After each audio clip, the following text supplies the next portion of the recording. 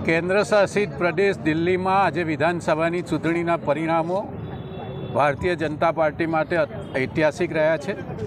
70 બેઠકોવાળી દિલ્હીની વિધાનસભામાં ભારતીય જનતા પાર્ટીએ 48 બેઠકો મેળવીને ખૂબ જ ભવ્ય જીત મેળવી છે। પ્રધાનમંત્રી નરેન્દ્રભાઈ મોદીના વિકાસલક્ષી રાજકારણને મહોર મારી છે।